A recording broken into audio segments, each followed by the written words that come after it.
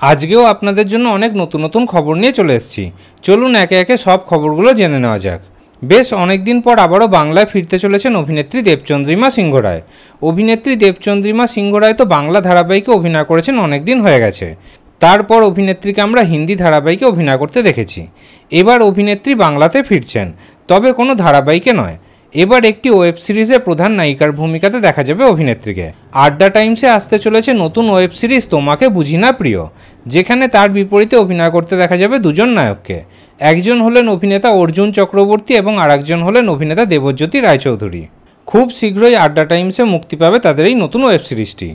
ওদিকে এবার একটি নতুন ধারাবাহিকে প্রধান ভূমিকায় মুখবদল হয়ে গেল। কথা হচ্ছে নতুন ধারাবাহিক পুতুল টিটিপির ব্যাপারে, যেখানে প্রধান নায়ক নায়িকার ভূমিকাতে অভিনয় করছেন সৈয়দ আরেফিন এবং খেয়ালি মণ্ডল।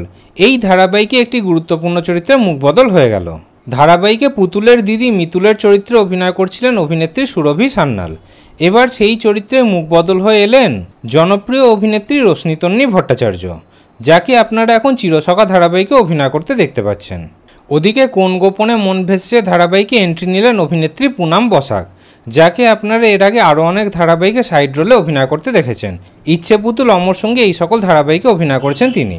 সেই পুনাম বসাককে এবার কোন গোপনে মন ভেসছে ধারাবাহিকে রিনি চরিত্রে অভিনয় করতে দেখা যাচ্ছে।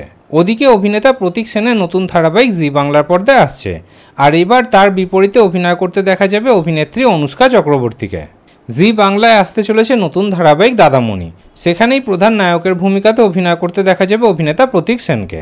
এদিকে স্টার জলসার দর্শকদের প্রিয় তেঁতুল পাতা ধারাবাহিকে নতুন নায়কের আগমন হলো।